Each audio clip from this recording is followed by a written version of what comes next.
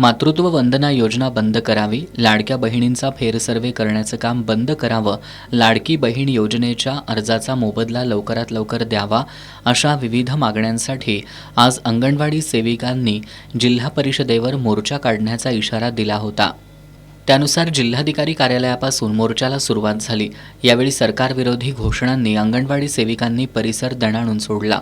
अनेक कामांमुळे अंगणवाडी सेविकांच्या मूळ कामांकडे दुर्लक्ष होत असल्याचं अंगणवाडी कर्मचारी संघटनेच्या सचिव सुवर्णा तळेकर यांनी सांगितलं।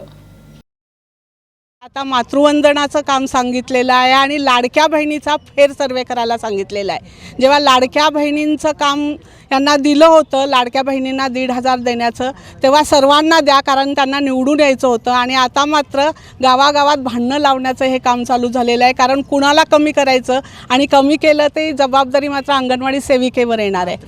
आता मातृवंदनाचं काम सांगितलेलं आहे ते मुळात आरोग्य खात्याचं होतं, ते आरोग्य खात्याचं काम यांच्याकडे आलेलं आहे। ते अनेक कामात आता जी होती त्याच्यात आणखीन वाढ झालेली आहे आणि ते मातृवंदनाचा फॉर्म भरायला आणि इतर कामं करायला यांना वेळ पुरत नाही आणि हे वेळ जर यांनी इकडे दिला तर त्यांच्या मूळ कामाकडे आणि सरकारच्या मूळ उद्देशाकडे दुर्लक्ष होतं। यावेळी एकात्मिक बालविकास सेवा योजनेचे अधीक्षक नारायण चांदेकर यांना मागण्यांचं निवेदन देण्यात आलं। मोर्चात अंगणवाडी कर्मचारी संघटनेचे अध्यक्ष अतुल दिघे, उपाध्यक्ष जुलेखा मुल्लाणी, प्रियांका पाटील, पुष्पांजली पाटील, सुरेखा परीट, मोहिनी बनगे यांच्यासह अंगणवाडी सेविका सहभागी झाल्या होत्या।